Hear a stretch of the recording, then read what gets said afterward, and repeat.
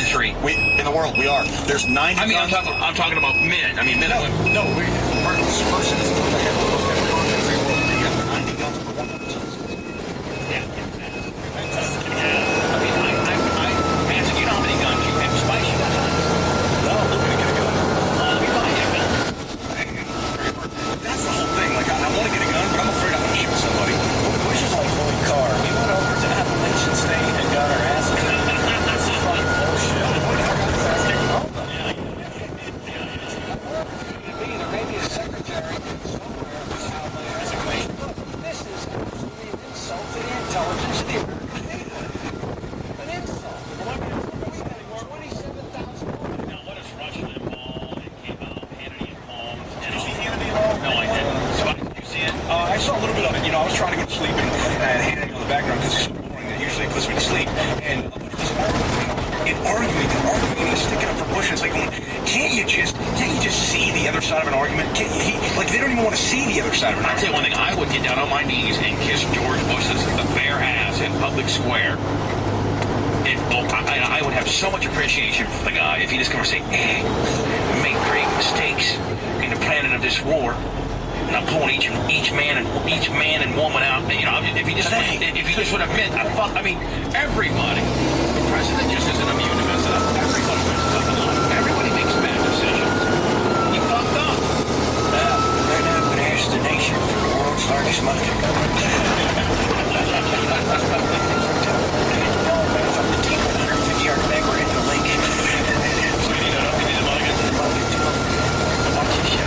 I don't know what God is talking about. There's nobody to sign a treaty with. Government in effect. You got Maliki who's sitting there in Baghdad who has virtually no support. He can't even get the support of the Shia militia. There's 4 major Shia militia, maybe 5. With a Sunni vice president and a Shia vice president. They're part of the 5-person government. And the deputy prime minister. None of them agree with what the president said tonight.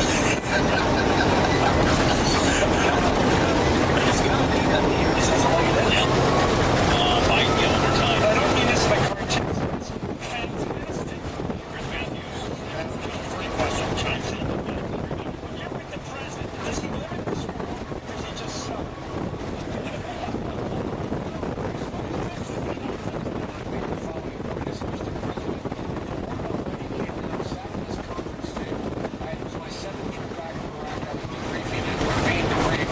I said, if you sat in this conference and said, Mr. President, every jihadi, every al-Qaeda in the world is dead.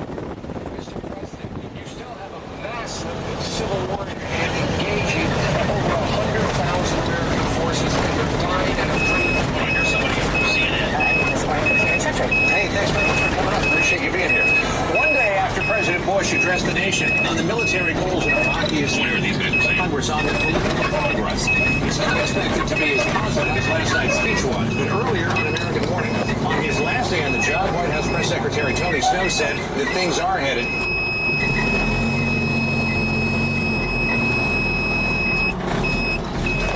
failure narrative to realize we're having some success, celebrate. So, What they're doing is celebrate.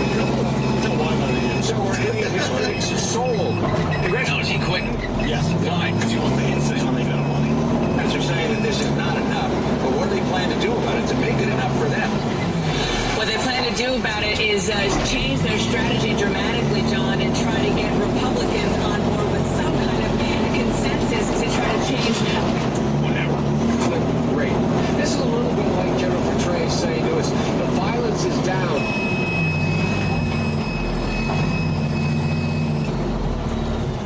To 1,000 a week? What are they talking about?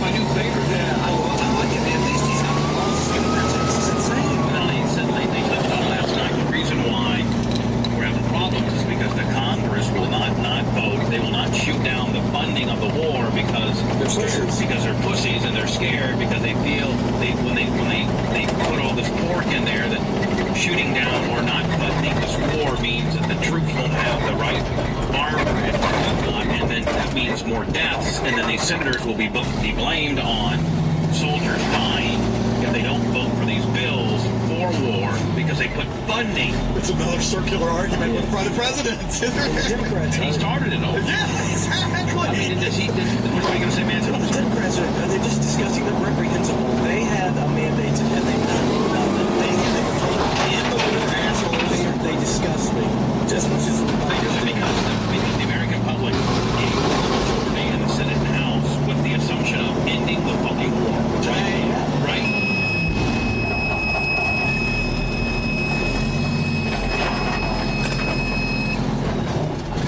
Say, look, we're not sending you another spending bill. Fuck off. We're just not sending it to you. If I was a Democrat, all I would do is walk around with a cassette player of Cheney. When was that? 94. In 94, saying why we didn't go into Baghdad initially in the first Gulf War because it was insanity. It would have been insanity to go into Baghdad, and then he did the exact opposite. That's all I would do. Play that over and over. And finally, this is all of the Edwards commercial and antiviral. Yes. This week, as we go over it, The thing about Edwards, man, is they need to take that a little bit of that southern twang. I think I hurts him a little bit, don't you think? Yeah, but, the thing is you got to win the South. I understand, but I just think that, I don't know. he almost sounds outdoors. Yeah. Did you guys notice this one thing? I guarantee you didn't. That they had me out there, which I'm sure this commercial was shot just within a day or two. But then when it came up as the little disclaimer, paid for by and approved by, it looked like that was shot like 10 years ago. It was. It's old, yeah. It's old. Yeah, it's really old. Yeah. This week, as we go over it, Right, so he sounds so like outward, I think. This week, as we dive better the internet. I remember somebody was going to vote for some Northern guy. remember those laws on September 11th? That was looking fucking George Bush. He's attacked in Texas. And this week, Washington refocuses on Iraq. But the question of Iraq is separate from September 11th, as it always has been. Whenever George Bush would have us elected. Likewise, the regular troops that pursuing a failed war are not back. Take some speech about it. The same things. Whenever George Bush would have us elected. All of America honored the incredible sacrifice of our troops. They've done everything asked of them with courage and resolve. Now, we should bring them home. They are policing a civil war, and the only way to end that civil war is for both sides, Sunni and Shia, to take responsibility to end it by agreeing to a political solution. And the only way to force them to take responsibility is to withdraw our troops, starting there. Unfortunately, the president is pressing on with the only strategy he's ever had: more time, more troops, and more war. In January, after years of evidence that military actions cannot force a political solution, the president announced a military surge to force a political solution. In May, he vetoed a plan to end the war, demanded more time. I hear you. Yeah, it's not compelling. We should have done that whole thing. Demand they withdraw the troops starting today. Now, the surge is working. Congress gave out. Yeah, I don't know. I think you're self-boring. I think it was good. Maybe I think it just needed to be. It needed to get on the chip a little bit. Yeah, there's no charisma. Did you see what that? Did you see the movie Sean Penn about the guy from New Orleans, the politician, a couple years back? Yeah. That guy is compelling. We need somebody like that. Yes. Somebody that's going to get in your face. Now, Obama and Hillary are both left. Steve, Scott the fucking Grizzly. How bad? It's not your turn again. No. Catfish, it's not your turn. Hold on. $40 for catfish. Actually, they're drinking Diet Bart's root beer. Is what they're drinking. Diet Bart's root beer. All right, now here we go. Now, Scotty, give me a rundown. How's that treating you, buddy? It's hot, man. Very hot. Oh, you got yourself on the bright side. You got yourself $50. $50 fucking dollars, my friend. Think if you get 3 or 4 more, I'd be like, $150, $200, Scotty. I want to eat another one. What's that? It's gonna be another 50. Get your. What'd you say? Talk into the microphone. That's how I'm going to eat another one. All right, well, get a $50 category. You going for another 51? No, hold on. What's Frank the Catfish's total, Brent? He's 40. He's eating 220. He's at 40, and The Gordon's fisherman's at 50. what's Frank doing? Catfish is feeling it. Catfish is feeling it. Brent the Catfish is feeling it. Hey, Catfish, what are you doing?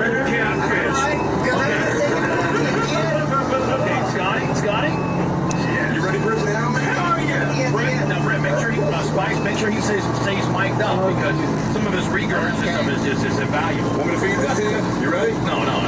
Here we go. I got a 50 right here. That's a 50. I'll be ready to pop It's this going to be down. $100. $100. It's in there, a little bit out of his beard, but that's all right. Keep it going, brother. Hey, it's all good, man. $100, Scotty. Scotty, talk to us. Tell me how's it treating you. Tell me how it's treating you right now. Come on, Scotty. Ain't hot right now, but it's gonna be hot later. I love homeless people. Yes, man. I love homeless people. How you feeling, Catfish? Catfish, how you feeling? I'm feeling fine. I'm gonna go another 20. It's gonna be hot when it turns out later. Now, Catfish, hang on a second, Catfish. Catfish. You kind of made a deal with us last round. Look at Said this next Osborne. time you're gonna go for the 50. Yeah. No, he said Oh, at at the the end. end, well, At the end. Oh, okay. So you're just gonna keep He's going down with the 20. got nickel and dime. This will be $60 for the Oh, yeah, catfish. 25 Attica. You know what? We don't have enough even sauce on these other ones. Put a little more sauce on there. Because look at the 50s. 50s have more sauce. Oh, he's taking. Catfish is taking one. Oh, is that a 50? It's a 20. Hey, you know what? Hey, Talk in the microphone. Talk into the microphone, Scott. What's that? no, everything's just fine, man. What's that, Scott? Everything's just cool. Everything's on fire. It ain't cool right now. It's very hot. What's that? fire! This shit is fucking burning my fucking. I'm sorry. No, hey, Scotty, you can say fuck, you can say anything you want. We're on satellite, right? Go crazy. Burn his fucking asshole. This is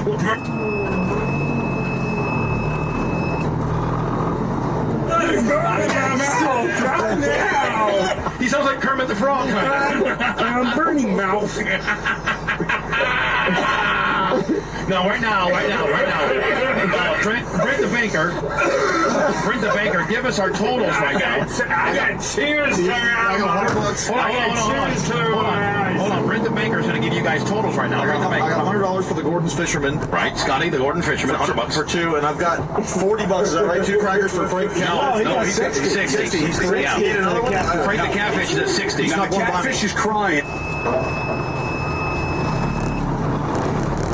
Take your shirt off. You know what? I can do it now. Take your shirt off. Take your shirt off if you want to. And take your shirt off. No, I ain't gonna take my shirt off. If you're hot, if you're too hot. Give me another $20 for taking your shirt off.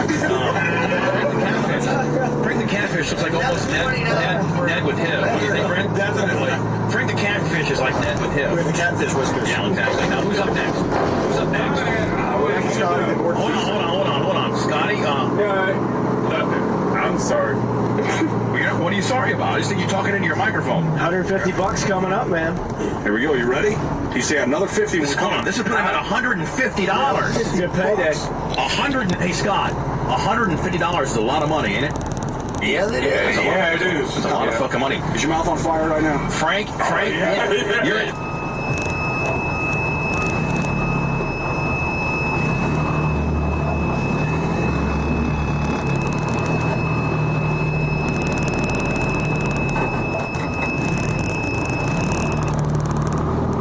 Put your microphone on, I hear it.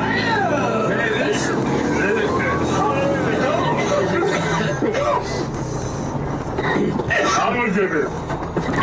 Catfish, you all right? All right, here we're gonna do. We're gonna do some Catfish. catfish. You gonna puke? No, no more. No more. Not yet, not yet. No, I'm gonna do some commercials. Let these guys rest. Gotta do some commercials. Take them outside if they want to get a cigarette or something. I don't know. They may catch on fire. Yeah, and the Catfish promised to do a 50 before. We're at 60 for the catfish and 150 for the All fisherman. right, here we go. Get them outside. Let them smoke a cigarette or something like that, and we'll bring them back in 5 minutes, and we'll finish the last round. Okay? You got it. So you guys are gonna let you go outside, smoke a cigarette, get some water, some beer, some vodka, and we'll bring you guys back. Okay? I'm gonna come back and I'm gonna eat another one. Scotty, you haven't. I have three. You may do $300 today. I mean, if you just think if you ate another 3, that'd be $300 for you, kid. I'm just saying, I didn't use first there. All right, go smoke a cigarette, and we'll bring you guys back in 5 minutes. At 25, take him out there. Take him out there now. Take him out there. Make sure they can't hear the radio. Now, while they're gone, double the amount of sauce on each cracker, and on the medium crackers, put the hot sauce.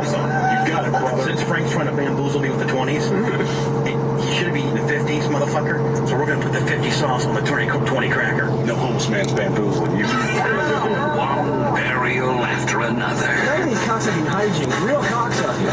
Here's Susan Butler, the Lunchbun Show on Howard 101. Around the world. Your block. It's time to learn to wake up. No more bullshit. It's a revolution. This is a Howard 100. I'm Ralph Howard. Sorry, he says. Eric DeMidget apologizing. But does that really mean anything? It's a Howard 100 News exclusive. Howard 100 exclusive. I got from Eric DeMidget, and it was on after that. You see, this whole war started over a picture.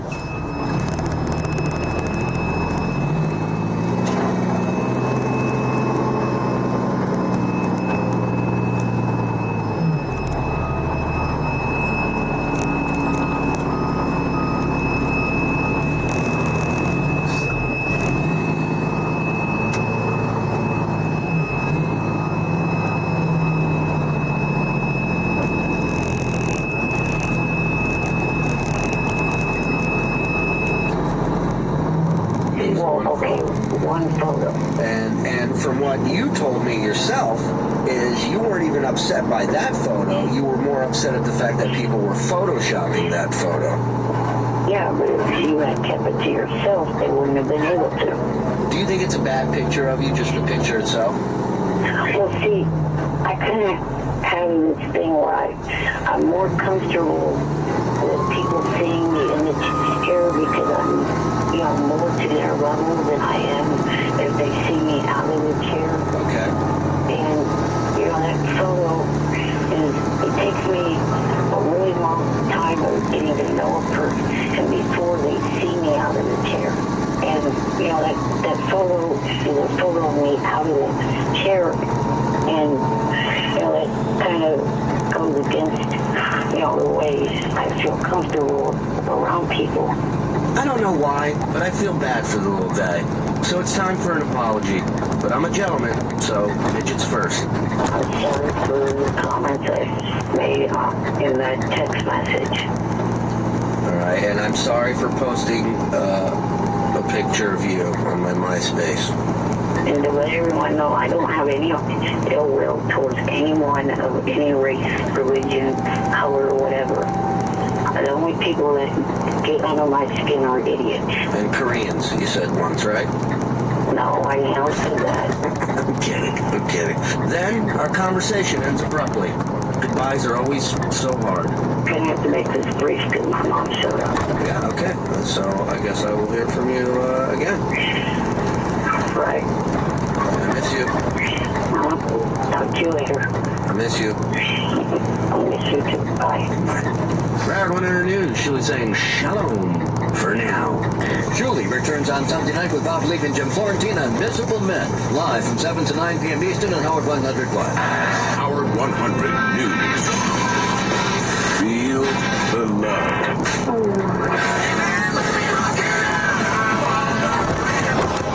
Another Howard 100 News brief at the top of the hour, or as close as we can get. I think football is probably my favorite sport. I love football. You guys? Yeah. I love football. Those guys play with me. There's a guy in a game last week I was watching. Broken collarbone. He's playing in a game with a broken collarbone. I rub a towel over a scab the wrong way, I'm out 3 fucking weeks. And the announcers didn't even cut him any slack. Boy, his right arm's been completely ripped off. And he fumbled. Well,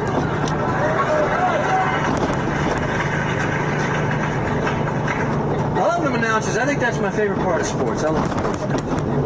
Kurt Gowdy was my favorite when I was a kid growing up. Kurt Gowdy. He's like 150 years old. I love Kurt Gowdy. He was the first announcer ever who did this. He knew one completely irrelevant fact about everybody on the field.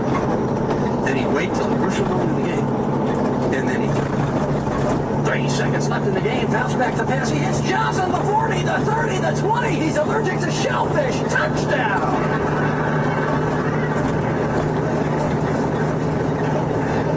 Schneider in for the extra point to kick us up. He's a Hopi tribesman in the offseason. It's good. Love those guys. I think my favorite probably hockey. I love hockey play-by-play announcers. They're amazing. They're in better shape than the athletes. You ever heard of hockey play-by-play announcers? They don't breathe until somebody scores. I honestly don't know how the hell they do it. They must bring their own oxygen tanks. That's all I can figure out. They must just suck it up and go. It's amazing. This is like Lions of Malaysia. Over here for the Lions of the Blue Animal Wings. And the corner is digging armor. Larger kid sticks him back into the board. So the puck is looking at what's the There's another hit from Larger. It's a might be an exit back out. Johnson keeping the zone. Back over to Lance. Laziak. Johnson. Hey, rebound. Score! Now there's the face-off in the other. What?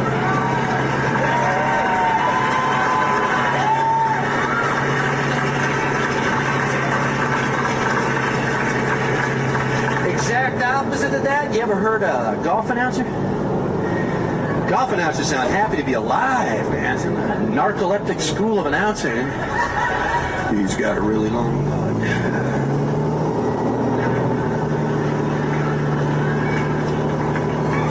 Out for an hour.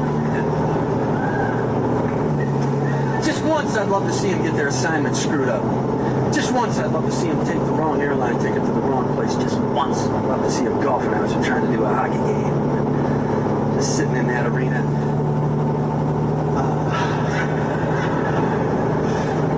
One guy had it for a while.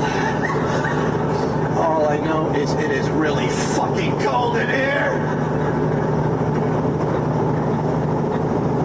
Of course, that would put the hockey announcer out at the golf tournament, and that would be worth it. He's lining up his putt. He steps behind his putt. He's penciling his putter. Now he steps over to the left side of the putt. He's looking at it from the left side of the putt. Now behind the putt. He's looking at it from back there. It appears he may hit the putt. No, he steps over to the right side of the putt. He's looking at it from there. Now he backs up to the putt once again. He backs away about 10 feet. Now he comes back up to the putt. Hit the fucking putt. I got a flight to go.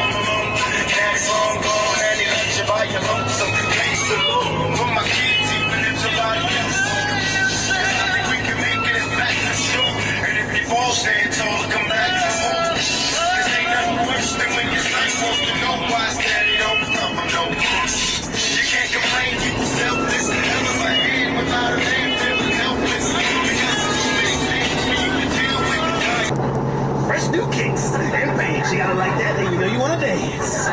Cause everybody know you get new kicks and pants, boy, you got to dance. New kicks, new pants. Woo, gotta dance. Woo, gotta dance. I've been around the world, from London to the Bay. It's hammer, yo, hammer, hey, hammer, go, hammer, the rest can't go, hammer, hey. Can't touch this. And of course, everybody's here, but stop! Hammer time! They go to hammer. They put me in the mix. I don't even want to be in the mix. They'll be putting me in the mix. I'll be putting brothers in mixes they don't want to be.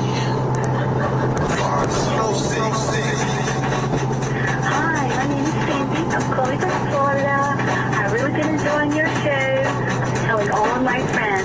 So keep up the good work. Hold on, 6, the box on 312-6-877-2-106. The foxhole.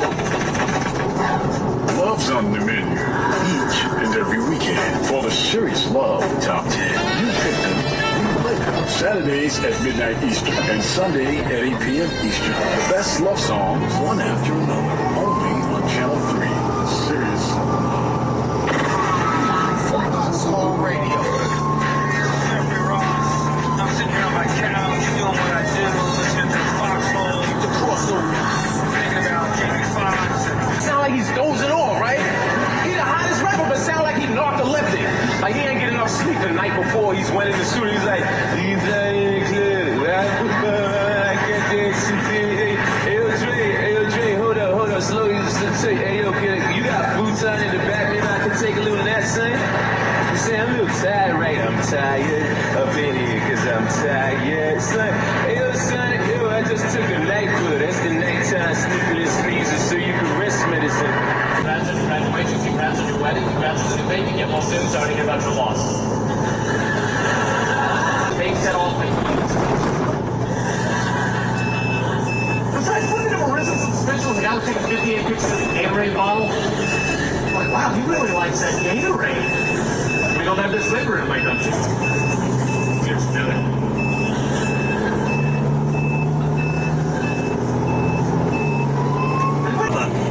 get Spice and Brent off of that show. I mean, they are just talking way too much. And Ned is just so old. He's 90 years old. It's probably not good for his health to be in there seeing all that funny stuff going on. And I got to tell you, while we're at it, why don't we tell everybody how to do their show that's Spin Music. Hey, Johnny, you're in the biggest Hispanic, singing group in the history of Latin music. You know what? When you spin the albums here, your choices of music are just so off kilter. I mean, what is the problem? I mean, you need to really work on it. And what's next, Lou? When I'm on Shade doing the afternoon sports on Friday, you going to tell me to start talking like a black guy? God damn. Wow, we all can do it.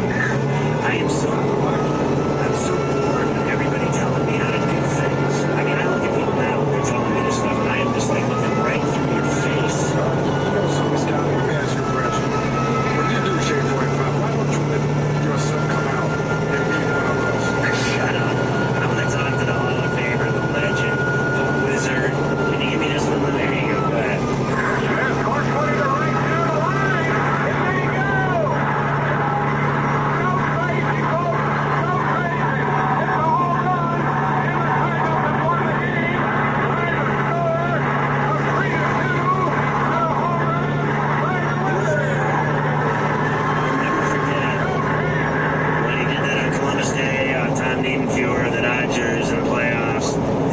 Watching this guy's career. I've had him on my show before on Fox Sports Radio. You gotta hook up with the legend, the greatest shortstop I ever saw play the game. Ozzie Smith joins us on a pain-free Friday from parts unknown. Hey Ozzie, how are you, brother? All right, how you doing? You're the man. We love having you on Sirius Satellite Radio, and we're watching your Cardinals play the Cubs right now. I mean, it's now or never for St. Louis. They struggled. They dropped 5 in a row after they had got so hot for a while there. I thought in the end maybe their pitching would catch up with them because they've been, poking guys into the rotation all year. When Carpenter went down, everything changed for La Russa. What do you think about this team that's gone through its ups and downs? Well, it certainly has been one of those years. And anytime you move the Carpenter and Supan and those type of pitchers, it's very hard to replace starters like that. And the adversity is something that we as players have to deal with, and adversity is different each and every year, and they certainly have had their share this year. Hey, wasn't it just a huge loss when Jack Buck died? We've had Joe Buck on the show, and I remember when I was a kid and I was out in St. Louis, and I was a broadcaster coming out of college, and I would go into the booth and meet Jack and Mike Shannon, and what a just an incredible human being and a great legendary broadcaster. It must have been really cool knowing him all those years playing for the Cardinals for you. And when he passed, what were your feelings? I tell you what, it was the whole city was in mourning, and Jack was certainly a legend here, and it was I was very lucky in that one of his greatest calls would be being there hitting a home run off of Eden Ford Pier in 1985, and to have Jack and Mike there was something that will live on forever. What did you think when you went into Cooperstown? What was that day like for you? That was so surreal because my dream was to live Joe Carter's dream of 1993, being at the plate at the bottom of the ninth with 2 outs, and you're the guy that gets to win the World Series or win the game. That's the real dream. But making it to the Hall of Fame is not a realistic dream. It wasn't for me. It became a byproduct of my wanting to be the very best that I could be and giving it my all every day. Hey, when you watch that Cardinals team, it's incredible the things they've gone through, from the Hancock death to Tony's mishap, and then, this feel-good story of Rick Ankiel. What are your thoughts about, how that turned on him so quickly? Like, one day he's the greatest story in baseball, the feel-good story, and then the next day the New York Daily News is out to ruin his life. Yeah, it's unfortunate, but we all have to be very, very careful with the things that we do today. We're in an era right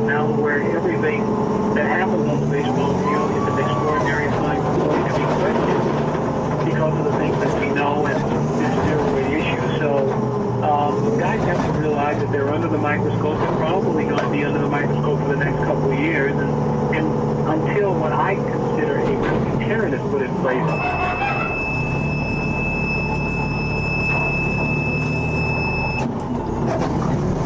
A real deterrent is a year or whatever. I think baseball, they missed it when they had the opportunity to go before Congress. I think if they had gone half of what track and field is, and track and field is 2 years when you test positive. If baseball has had 1 year, I think that they probably would have been able to get away from all of the travails and problems that it has had.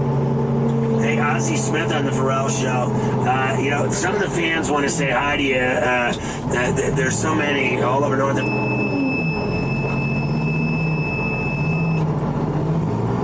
Just see it in here. I'm going to let a couple of them say hi to you. Dan in Arizona says he grew up with you. I don't know what this means. Dan, go ahead. Pharrell, what's up? Love the show.